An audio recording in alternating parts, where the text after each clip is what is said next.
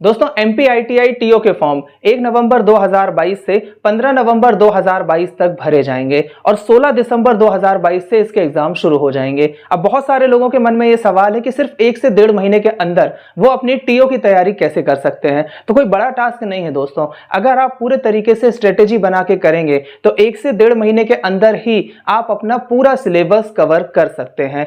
TO के exam में जो सबसे ज्यादा इंपॉर्टेंट है वो है आपका टेक्निकल नॉलेज, क्योंकि आप जिस ट्रेड के लिए फॉर्म भर रहे हैं उस ट्रेड का आपको टेक्निकली पूरा पता होना चाहिए, क्योंकि सबसे ज्यादा जो पोर्शन है वो आपका टेक्निकली ही आ रहा है। तो टेक्निकल की कैसे तैयारी की जाए उसको आज हम वीडियो में डिस्कशन करने वाले हैं। अगर आप चैनल पे नए हैं तो सब्सक्राइब जरूर कीजिएगा, क्योंकि ITI टीओ से जुड़े हुए हर एक फैक्ट, उसमें आपको कहां से क्या पढ़ना है, सिलेबस क्या है, कौन कौन से इंपॉर्टेंट क्वेश्चंस होंगे, ये सब कुछ आपको इस चैनल पे लगातार एग्जाम तक मिलता रहेगा। तो आप चैनल को सब्सक्राइब जरूर कीजिएगा, साथ ही बेल आइकन को प्रेस जरूर कीजिएगा।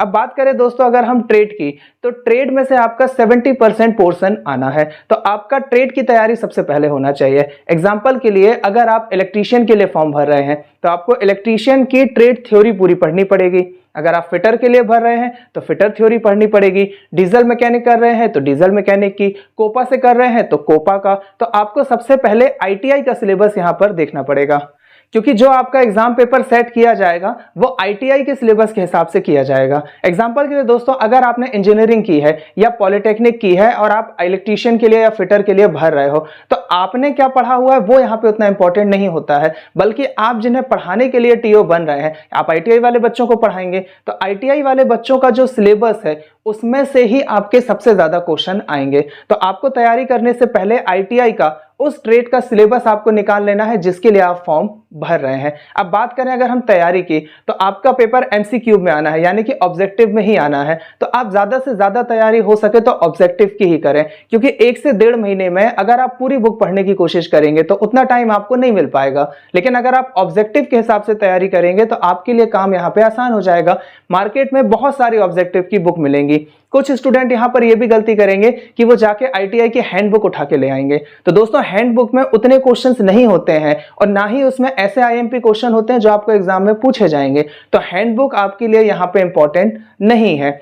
अगर आप चाहें तो मार्केट से जाके वैसी बुक खरीदें जिसमें ज्यादा से ज्यादा ऑब्जेक्टिव हो। एग्जांपल के लिए 5,000, 10,000, 15,000 इतने ऑब्जेक्टिव की अगर आप बुक लेकर आते हैं और उसे पूरे तरीके से पढ़ लेते हैं तो डेफिनेटली आपका एग्जाम यहाँ पे आसानी से निकल सकता है। अब आपके मन में ये सवाल भी होगा कि इतने सारे ऑब्जेक्टिव कैसे पढ़ेंगे। तो दोस्तों अगर आप एक दिन में 500 ऑब्जेक्टिव भी पढ़ते हैं तो 10 दिन में आपके 5,000 ऑब्जेक्टिव इजीली कवर हो जाएंगे। तो अगर आप 5,000 ऑब्जेक्टिव की बुक लेकर आते हैं तो 10 दिन में ही आपका सिलेबस खत्म हो जाएगा और 1 महीने में आप इसका 3 बार रिवीजन कर सकते हैं। तो आपका पेपर बड़े आराम से निकल जाएगा। आपको रटना नहीं है, आपको सिर्फ उसे ध्यान लगाकर पढ़ना है।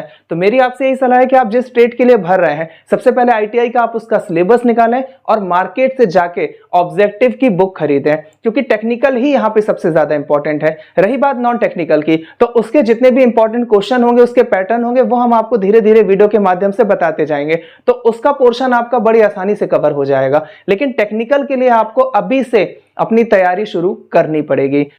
कुछ ऐसे पब्लिकेशन है दोस्तों जिन्होंने 5,000 के ऊपर ऑब्जेक्टिव की बुक निकाली हुई है और पिछली बार जब ITI टीओ की वैकेंसी निकली थी तो उनका पेपर भी उन्हीं बुक से आया हुआ था। तो आप मार्केट से जाकर उन बुक को भी परचेस कर सकते हैं, लेकिन आप वही बुक लीजिएगा जिसमें ज्यादा से ज्यादा ऑब्जेक्टिव हो।